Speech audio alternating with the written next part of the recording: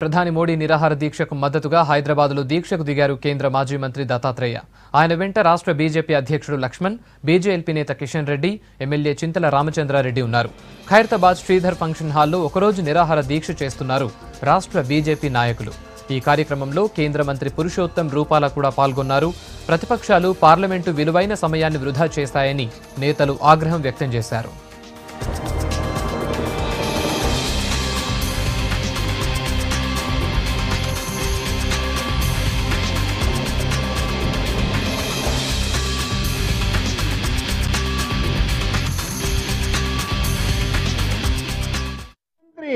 वो संसद में अपनी बात रख रहे थे और एक कोने में कांग्रेस के नेतृत्व में 2 घंटे तक इनको बाधित करने की घृणास्पद घटना पहली बार संसद में हमको देखने को मिली।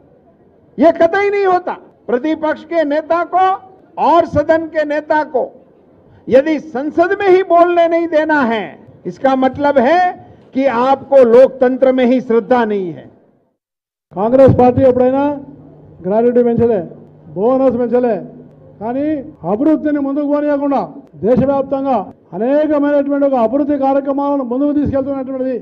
వాటికి కూడా ఇవాళ అడ్డం పడ్డారు పార్లమెంట్లో. ప్రజాస్వామ్య పరిరక్షణ కోసం భారతీయ జనతా పార్టీ సిద్ధాంతాల్లో ఈరోజు దీక్ష వహిస్తున్నారంటే, సత్యాగ్రహం చేస్తున్నారంటే ఇది చాలా గొప్ప విషయంగా మనం భావించాల్సిన అవసరం ఉన్నది.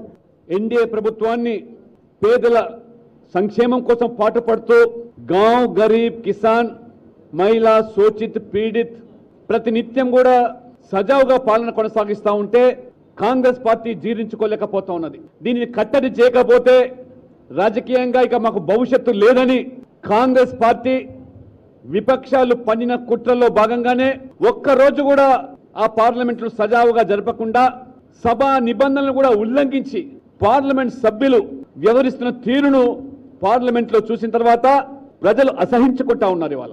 అందుకని ఇవాళ నరేంద్ర మోడీ గారు ప్రధానమంత్రిగా వారు ప్రసంగిస్తే ప్రధానమంత్రిని చుట్టుముట్టి వారి ఉపన్యాసం కూడా ప్రజలకు అందకూడదు, ప్రజలకు ఆ యొక్క సందేశం వెళ్ళకూడదు అనేటువంటి కుట్రపూరిత చర్యల్లో భాగంగానే పార్లమెంటు అడ్డుకున్నారు.